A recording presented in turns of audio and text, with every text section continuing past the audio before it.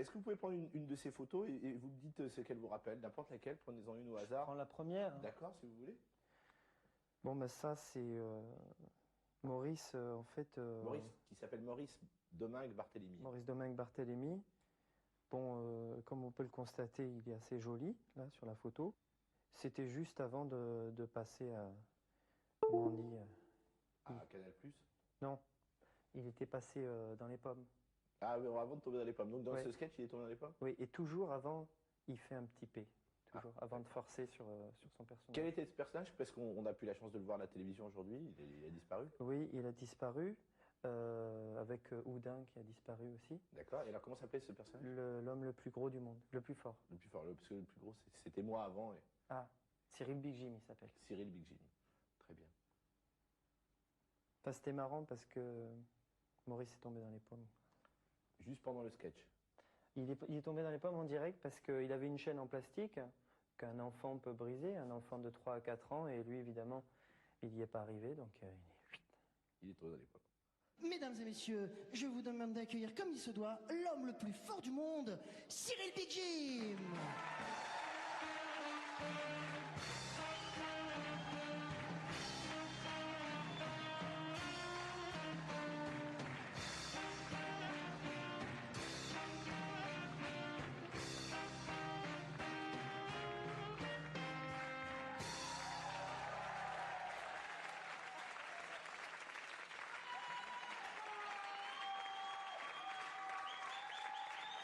Bonsoir Cyril.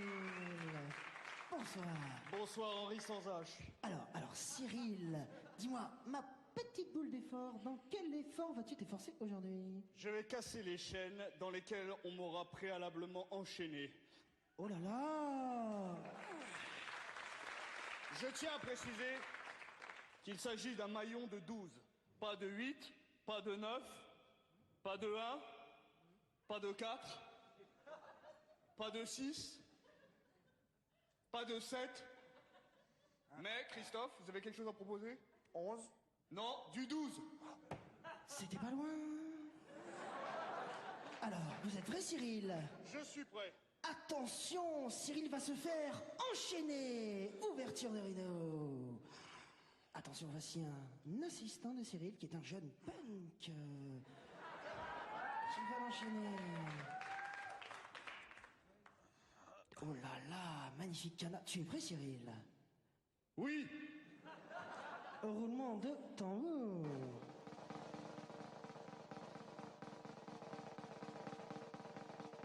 Ah oui, en effet, c'est difficile. Tu peux forcer encore, Cyril. Tu peux réussir. Oh là, Cyril, que se passe-t-il?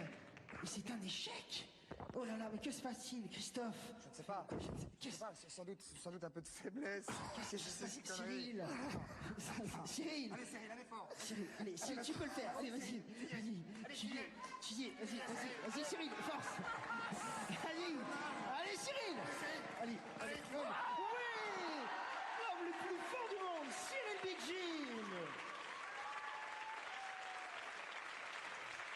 Mais, Cyril, ça, ce n'était qu'un hors d'œuvre.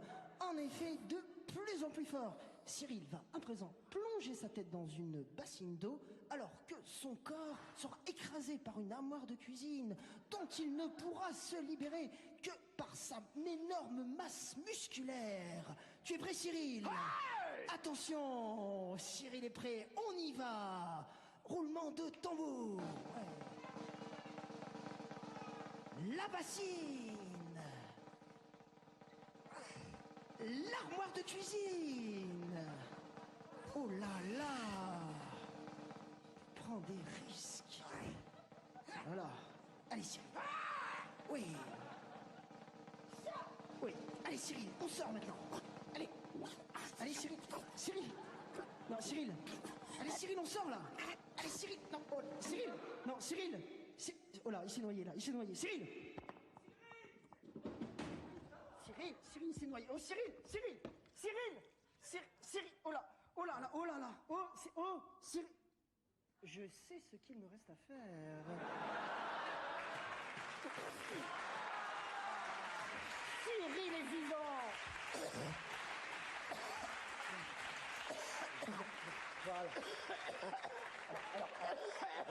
C'est bien, tous bien, c'est bien. Alors Cyril, mais qu'est-ce qui s'est passé? J'avais la tête plongée. Ouais. J'allais utiliser ma force musculaire afin de me libérer.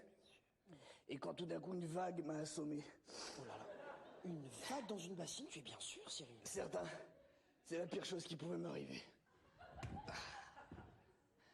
Une messe en souvenir des poumons remplis d'eau de Cyril Begim sera célébrée au Choupi de la rue Pierre de Mour, au rayon poumons.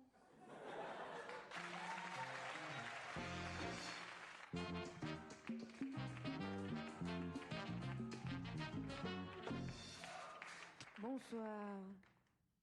Intimité, histoire et intimité et histoire. Votre émission d'investigation historique.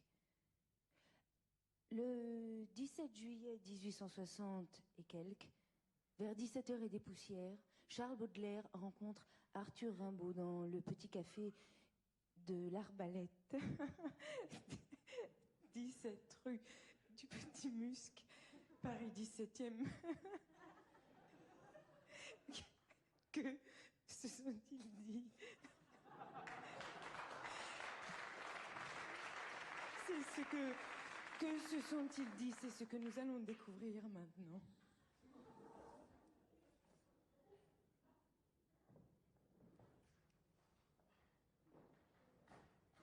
Et à part ça, ça va, Rimbe? Ça va.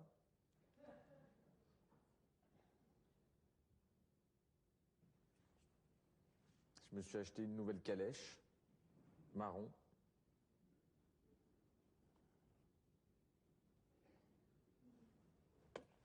Elle était à 2000.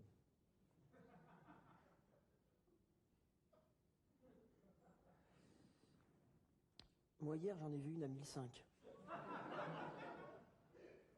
Mais il manquait une roue.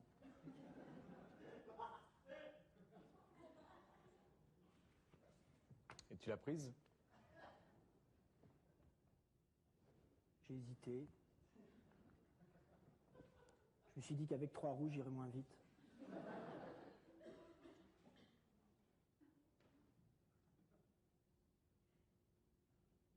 Tu la connais, celle de Toto et de sa gouvernante? Oui, un petit peu. C'est Toto qui a une gouvernante et il lui dit « Ah, c'est vrai que j'ai pas une grosse tête ?» Et sa gouvernante de lui répondre « Mais non, Toto, tu n'as pas une grosse tête. Va me chercher 5 kilos de patates, tu les mettras dans ta casquette. »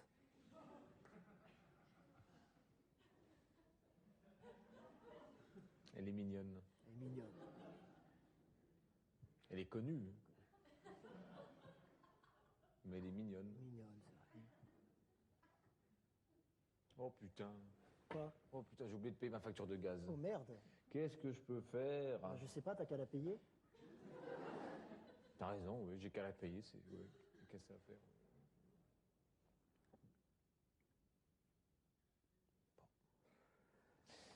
Bon, ben c'est pas tout. Faut que j'y aille. Tout à l'heure. Il est délicieux ce thé, tu trouves pas? Je sais pas, j'ai pas pris de thé. Il a pas de goût, mais il est délicieux.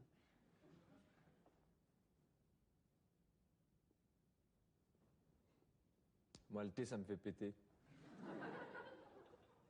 Ah bon?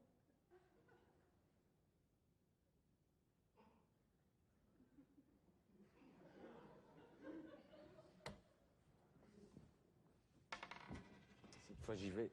J'ai un 4 terminé pour demain, j'ai encore rien foutu. T'as pas une idée? T'as qu'à faire un truc sur les roses. Ça marche toujours, les roses, le temps qui passe, les pétales, enfin, tu vois. C'est bien ça, oui. T'as raison, c'est bien. Au revoir.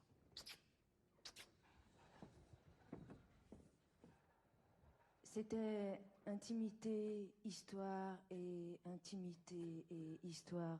Demain, nous plongerons ensemble dans l'intimité de Louis XIV. Bonjour. J'ai dit demain.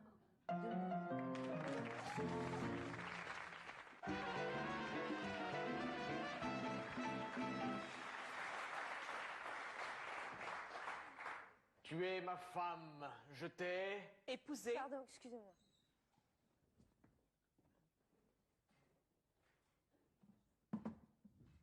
On reprend.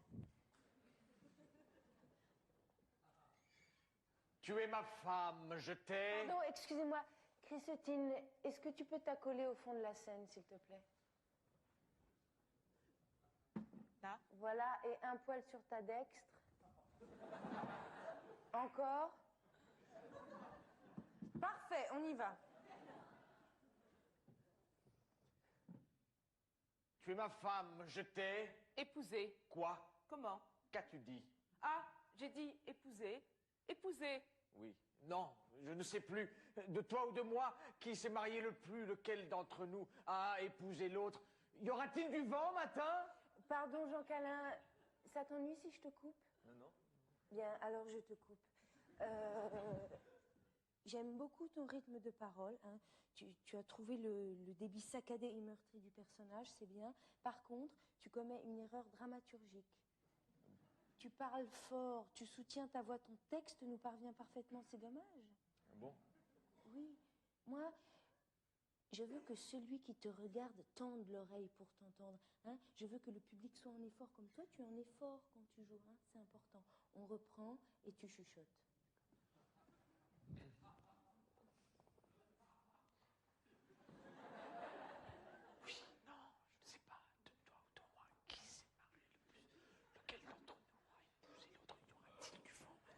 Génial, j'ai rien entendu, continue. Si le vent souffle et souffle encore demain, quand sera-t-il demain? Nous apportera-t-il des doigts de chaud?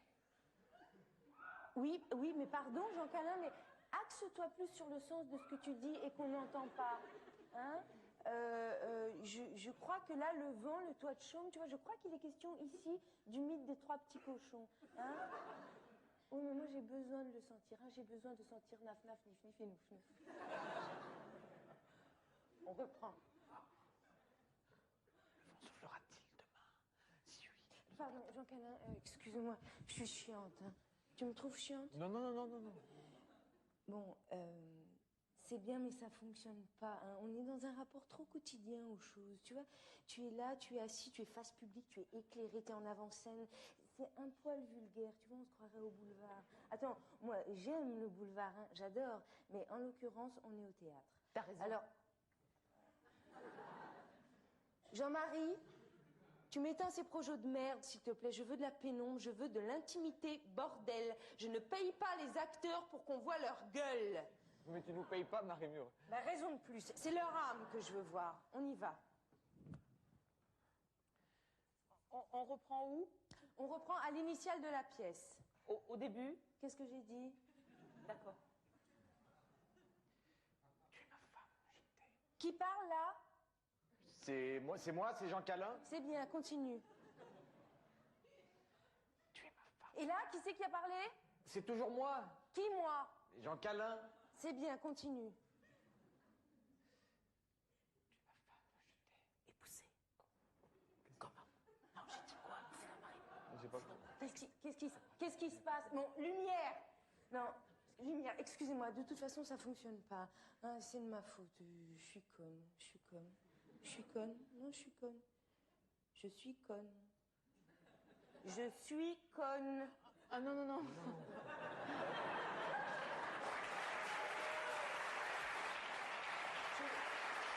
J'aime pas.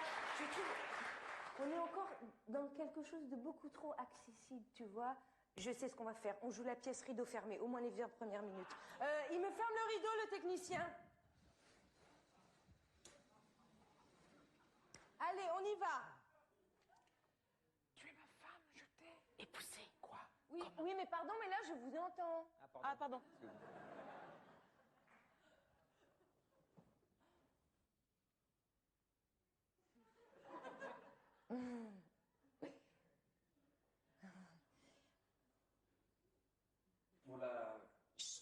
Attends, j'écoute ma pièce. Génial, c'est sublime, c'est ça qu'on fait. Ok, on joue toute la pièce rideau fermé. Mais, écoute, je pense à un truc, Marie. Si on nous voit pas et qu'on nous entend pas, est-ce qu'on a besoin de venir pour jouer la pièce? Génial, vous venez pas et on fait un succès. Super. Qui a eu cette idée de génie? C'est moi? Pardon? C'est toi. Ah oui, donc là c'est les horaires de Pascal. Marina Foïs, elle avait 2 saucisses à la place des lèvres. Et ce jour-là, le sketch a fait un bide. C'est très rare. C'était rare. C'est très rare. D'habitude, c'est des sketchs qui remportaient des francs succès. En termes de pourcentage, combien de bides pour combien de succès? En fait, ça s'est un peu, ça a évolué. C'est-à-dire au début, on avait un pourcentage de bides de 90%, et puis on a terminé à 99 à peu près. On n'était pas mécontents. Très bien.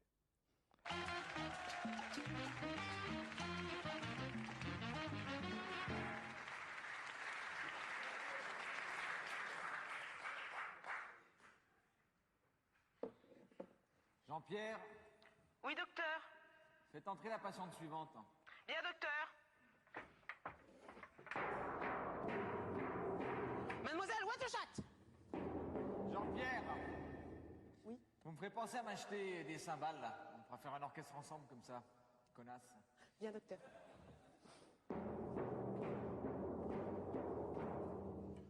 Bonjour, docteur. Mademoiselle Waterchat, quelle purulation vous amène? Ben voilà, en fait, je viens vous consulter. Oui, ça fait combien de temps que vous n'êtes pas venu me voir? Oh, ben ça doit faire 1 an maintenant. Je pue. Pardon? Est-ce que je pue? 1 an? Je pue des pieds du fromage? Qu'est-ce qui se passe? Hein? Mais Vous pouvez non, me le mais dire? docteur, en fait, ce qui se passe, c'est juste que j'étais pas malade. Oui, ça se tient. Oui, oui. Donc voilà, aujourd'hui, je viens vous voir parce que ça fait 5 ou 6 jours que j'ai une inflammation. Des seins? Non. Non, merde. Non, j'ai une inflammation des lèvres.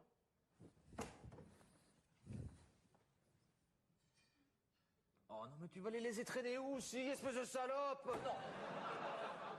Je m'en fous, hein, j'aurai la garde des enfants. Mais enfin, docteur, je vois pas de quoi vous parlez, on n'est même pas mariés. En plus? C'est du joli, merci. Mademoiselle Waterchat, je ne vais pas y aller par plein de chemins. Vous avez une purulation des graisses labiales. Oh là là. Ah oui, oh là là, c'est dégueulasse. Ah, c'est dégueulasse.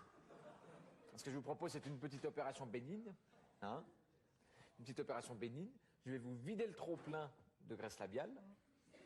Et c'est une opération sans anesthésie. Oh, mais vous m'endormez au moins. Bien sûr, oui. Je propose d'aller en face, vous connaissez la place. Et surtout, vous vous calmez. Je suis calme. Bon, tant pis.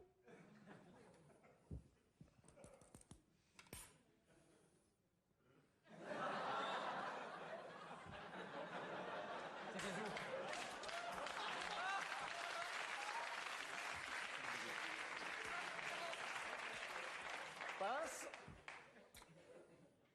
paille, et stop, poire, mur, pas mieux, récipient, cutter. Je vais vous faire une petite incision.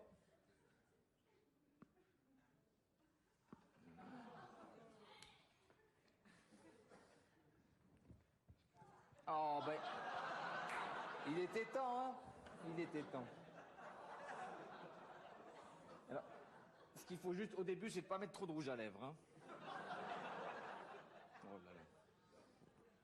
Ah là là. Voilà. Ça devrait déjà aller mieux. Dis donc, ça manque de sel, hein? Avertissement. Le sketch que vous avez vu comportait des passages susceptibles d'heurter la sensibilité des plus jeunes. Il était donc recommandé de ne pas regarder ce sketch. Merci.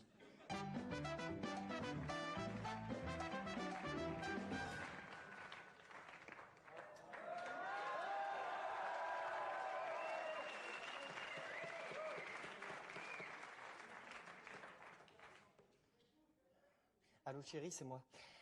Ben, monsieur Marcadet. Mais tu te souviens pas, j'ai quitté le domicile conjugal ce matin vers 8 heures.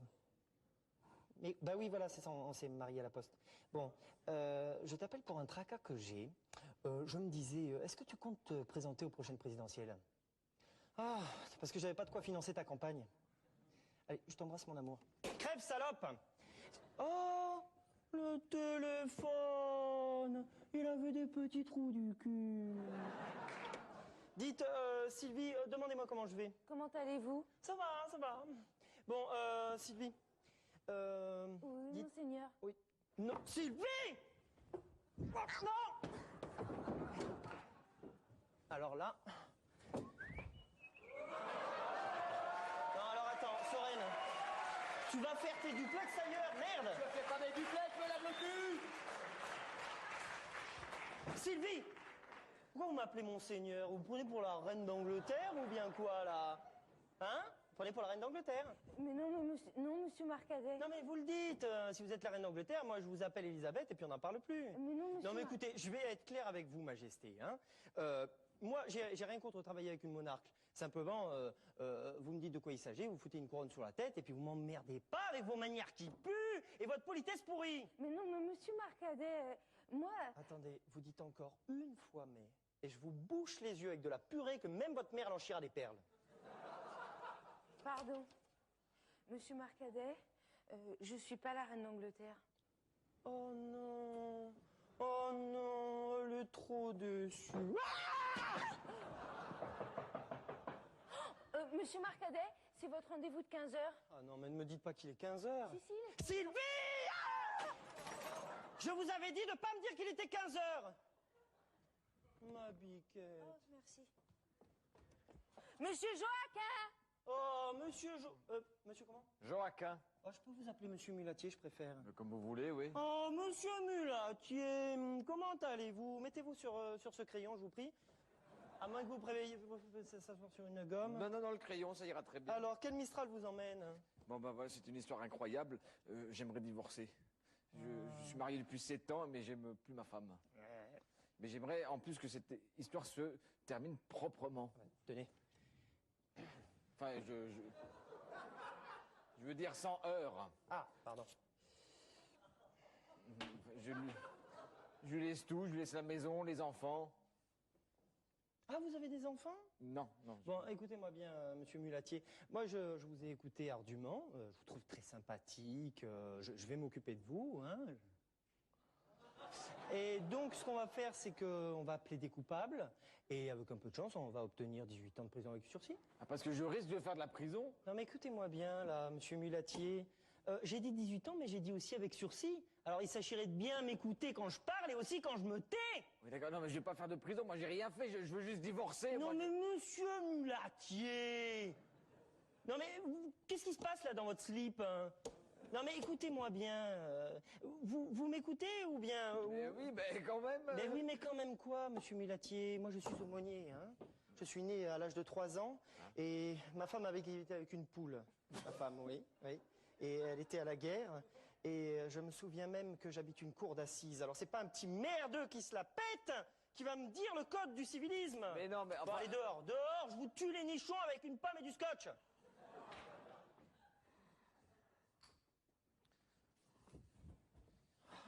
Non, c'est la plante.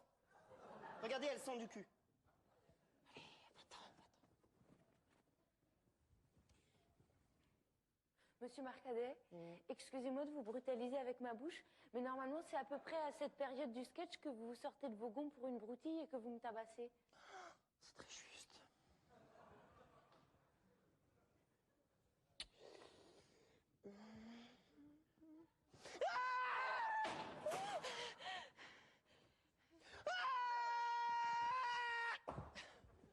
Alors ça, c'est nul.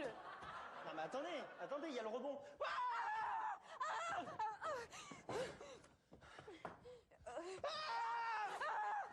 Maman?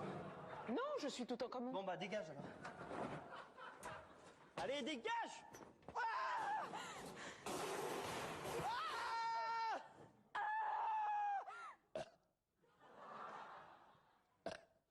Une hache rôteuse!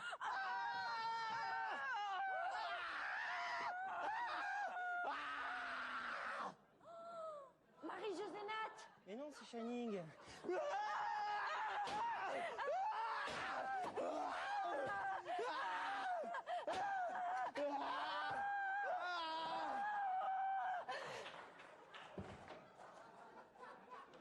ma flutine.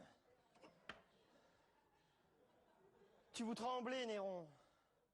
Et tu sentais ta chute proche.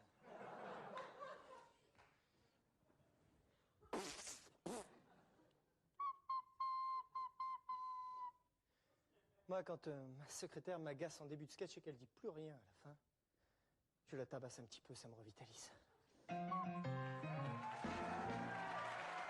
Comment vous sentez-vous maintenant que vous êtes devenu une vedette? J'ai envie de dire I feel good, mais le métier d'acteur est pas si simple. Est-ce que le métier de comique est plus simple que le métier d'acteur? Le métier de comique est un métier de souffrance. Et vous souffrez beaucoup? Moi, j'ai des souffrances dans l'anus, quelquefois. À cause du védétariat? Et puis aussi du... Qu'est-ce que vous apporte le védétariat tous les jours au quotidien? Eh bien, par exemple, avant, au petit déjeuner, je prenais des tartines avec du miel et du beurre. Puis maintenant, quelquefois, je mets pas de beurre, quoi. Des fois. Vous êtes un peu fou? Ça, c'est la postérité qui le dira.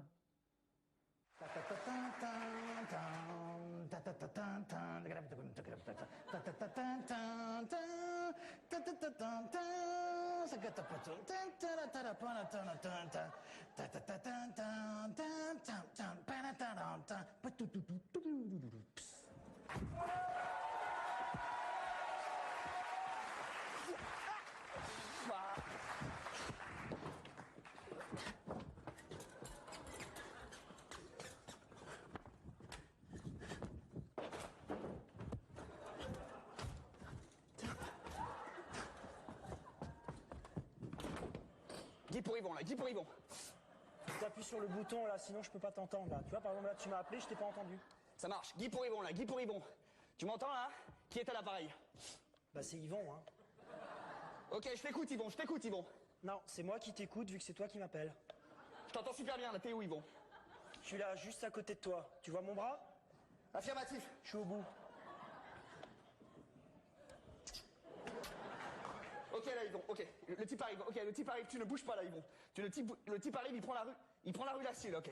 Tu ne bouges pas, tu attends le type, tu ne bouges pas, et dès qu'il arrive, tu ne bouges pas, et tu le colles au mur, et tu ne bouges pas. Sans bouger, ça va pas être évident, là, hein. Attention, le voilà, on l'échappe. Ok, on l'a raté. On l'a raté, affirmatif, on l'a raté. On reprend. Deuxième tentative. Ok, deuxième planque. Attention. Merci, s'il vous plaît. Main sur les cheveux, s'il vous plaît. Silence dans la bouche. Vous êtes en état d'arrestation, monsieur. Monsieur, c'est la police du goût.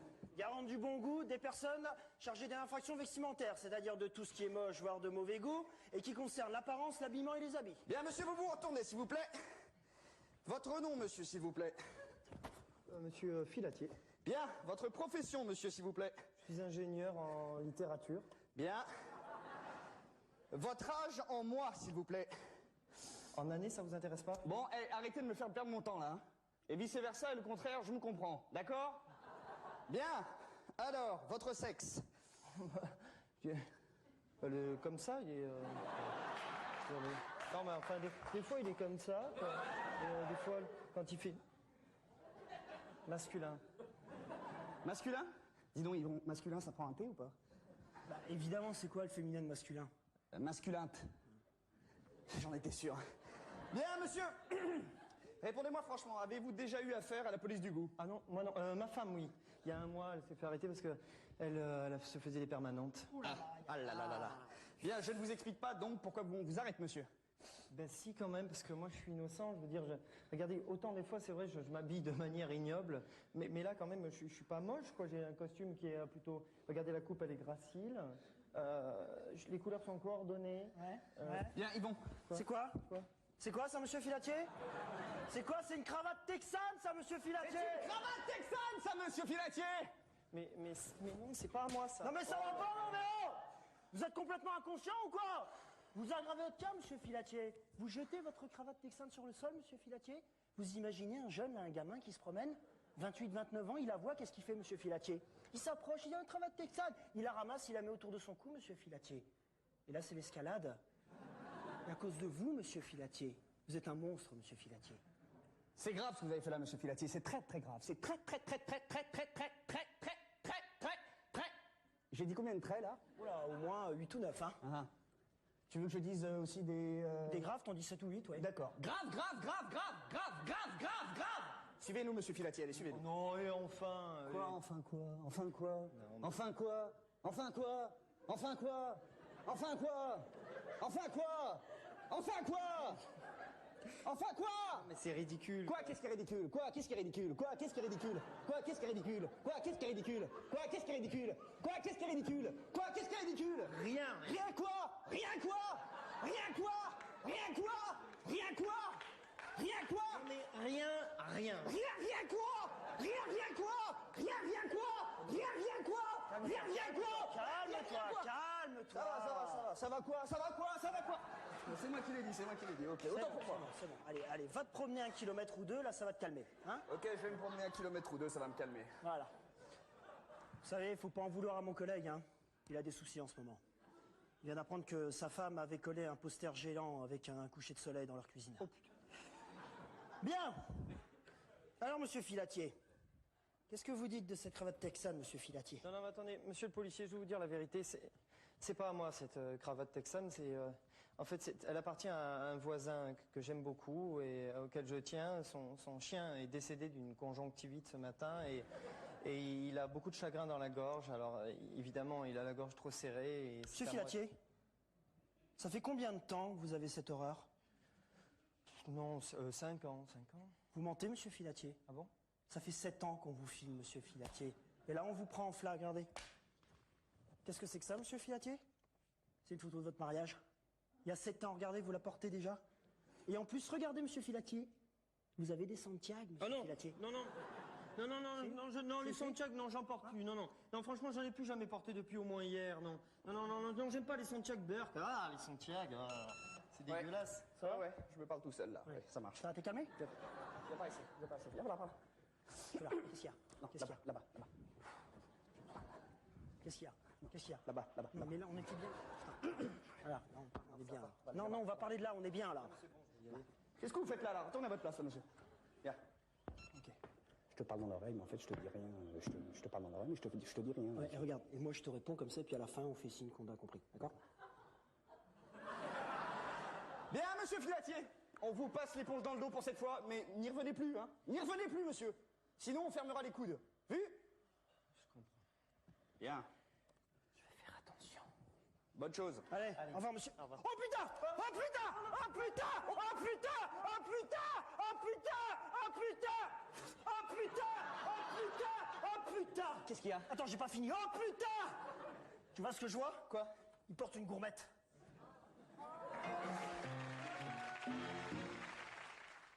Ah, slip ou pyjama. D'accord, et vous êtes juste derrière. Je suis juste derrière. Je suis en train de manger une tartine, une baguette. C'est un de vos grands rôles muets, encore une fois? Encore une fois, je suis très bon dans les rôles muets. Peut-être parce que c'est là où ma diction excelle. Vous excellez dans la diction. J'excelle dans la diction, oui. Surtout avec une baguette dans la bouche. Devant, on aperçoit Jean-Paul Rouve. Jean-Paul Rouve, en pleine mutation, avec, non pas... Enfin, c'est pas son texte, donc... c'est un accessoire. C'est un accessoire. Un micro et un très beau slip. Accessoire aussi. Est-ce que ces slips appartenaient à Comédie ou vous les avez tous récupérés, maintenant vous jouez avec les mêmes sur Canal+? Non, l'élastique est en or maintenant. D'accord, très bien.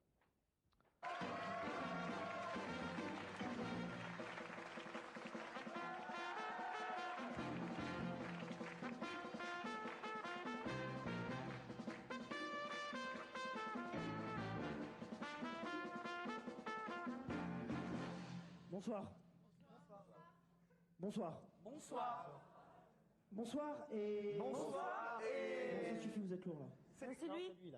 Bonsoir et bienvenue dans Slip ou Pyjama, un débat d'idées en direct à 4h du matin. Il est 4h du matin et nous sommes en direct. L'intitulé de notre débat de ce soir sera « Pour ou contre l'égalité des salaires entre les hommes et les femmes ?» Point d'interrogation. Je reçois ce soir Monsieur Vince. Monsieur Vince est professeur en salaire à l'université de Cambridge, en Harvard, dans le Massachusetts, Paris 31. Mademoiselle Marne, hollandaise d'Amsterdam, aux Pays-Bas, qui nous donnera son avis hollandais sur la question. Monsieur Martin, ministre des Hommes, des Femmes, de l'égalité et des salaires, Oui, oh, ça va, hein. Madame Larny, qui affirme être une femme. Et enfin, monsieur Barthélémy, salarié de sexe masculin. Bonsoir Bien. au demeurant. Pour étayer ce débat, nous avons tourné un reportage sur des hommes et des femmes qui touchent des salaires. Reportage, bien sûr, que nous nous obtiendrons de diffuser ce soir. Ah, on me fait signe que l'émission touche à son début. Qui veut que je pose une question? Monsieur Vince. Ah, je vous prie de ne pas le faire. Hein. Bien, alors je me tourne vers vous, monsieur Barthélémy. Vous êtes contre les qualités des salaires. Cela signifie-t-il que vous n'êtes pas pour? Oui. Pourquoi? Eh bien écoutez, à l'affirmative, je répondrai par une question. Est-ce que la femme est un homme? Ah non, non, ça je ne crois pas qu'on puisse dire cela. Sauf si elle possède un kiki et une absence de gougoute, auquel cas on peut la considérer comme un homme. Ah non, mais alors là, excusez-moi de vous interrompre, alors que vous avez fini de parler. Mais excusez-moi, mais je suis outré par la justesse de votre propos. Votre analyse de la situation est titubante de vérité. Donc, monsieur le ministre, donc vous êtes donc d'accord avec monsieur pour être contre l'égalité des salaires? Ah mais absolument. C'est exactement ma position et je vous réponds d'autant plus affirmement que j'ai rien compris à votre question. Bien. Quelqu'un désire-t-il que je lui coupe la parole? Oui. Eh bien, allez-y, alors dites une phrase. Donc j'écoute là votre débat. Monsieur Barthélémy, je me tourne vers vous. Quelle solution proposez-vous à ceux et à celles qui se plaignent de l'inégalité des salaires? Bien, écoutez, c'est très simple. Si la femme veut gagner autant que l'homme, il faut que la femme devienne un homme. Alors là, non mais pardon, mais je m'outre là. Je suis en polémique avec moi-même, tellement je suis d'accord avec ce monsieur. Il faut que les femmes deviennent des hommes et que ça se fasse le plus rapidement possible. Oui, bien. Monsieur Martin, une réaction sur ce que vous venez de dire? Oui, bien sûr.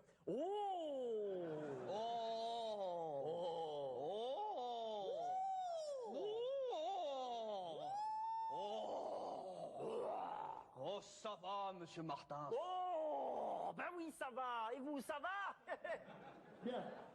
Monsieur Vince, souhaitez-vous que je m'abstienne de vous poser une question? Oui, s'il vous plaît, oui. Merci. Ah, on me fait signe que l'émission touche à son milieu. Ah, je crois qu'il est temps d'avoir un avis hollandais sur la question. Je me tourne vers vous, mademoiselle Marne. Mademoiselle Marne, existe-t-il en Hollande, comme en France, des hommes et des femmes? Et si oui, reçoivent-ils le même niveau de rémunération, indépendamment de leur sexe?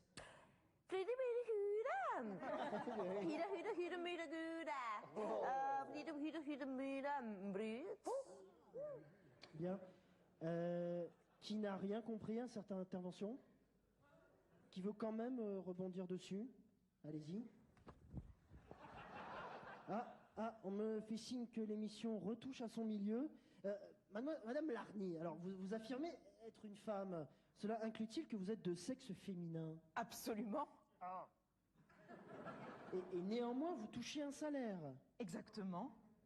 Madame Larny, merci pour ce témoignage douloureux. Messieurs, s'il vous plaît, est-ce que le ton du débat pourrait être un peu moins ambifoque?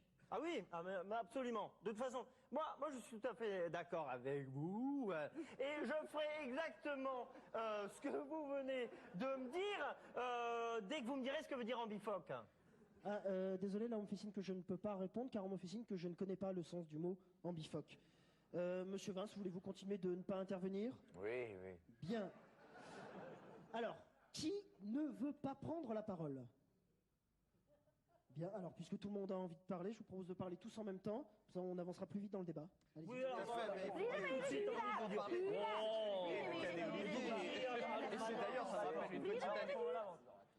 Merci. Je pense qu'on vient de faire reculer le débat de manière significative.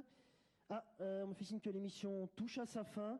Dans un souci de conclusion, il me sied d'avoir un avis étranger. Donc je me tourne vers mademoiselle Marne. Un dernier mot hollandais, s'il vous plaît. Merci. Merci la Hollande. Merci à tous d'avoir participé à cette émission. Le débat fut houleux ce soir. Mouvementé, mais constructif. Nous espérons ne pas avoir fait trop avancer les choses. Messieurs les élus, messieurs du patronat, la baballe est dans votre cancan. Demain, une émission qui promet d'être prometteuse, avec un grand débat sur les poules. Merci, à demain.